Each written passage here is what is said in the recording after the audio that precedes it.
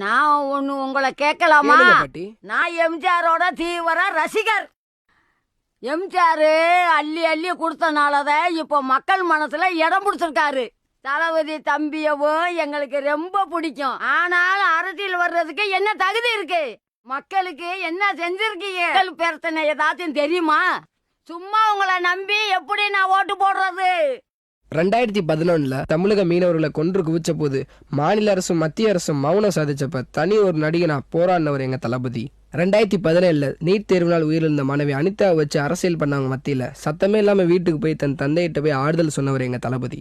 2018 கஜா புயலால் பாதிக்கப்பட்ட மாவட்டங்களுக்கு தன்னோட ரசிகர் கணக்கில் பணத்தை போட்டு மக்களுக்கு உதவி செய்ய சொன்னவர் எங்க தளபதி. ஸ்டெர்லைட் இஷ்யூல உயிரிழந்தவங்க குடும்பத்துக்கு நேரில் எந்த ஒரு விளம்பரமும் செய்யாம ஆறுதல் சொன்னவர் எங்க தளபதி. இன்னும் நிறைய இருக்குமா? ஆனா அதெல்லாம் நாங்க சொல்லிட்டு இருந்தோம்னா இத்தனை நாள் நாங்க செஞ்ச நல்லதுக்கு அர்த்தமே இல்லாம போயிடும். நம்பி ஓட்டு போடுங்கம்மா, கண்டிப்பா நல்லது செய்வோம். டேய் வாங்கடா போலாம். ஏ தம்பி தம்பி கவலைப்படாதீங்க, எங்க ஓட்டு தளபதிக்கு தான். இனி என்ன தயக்கம்? அல்லாபதி மக்கள் இயக்கம் தமிழ்நாடு நிற்கும் உலகமே வியக்கம்.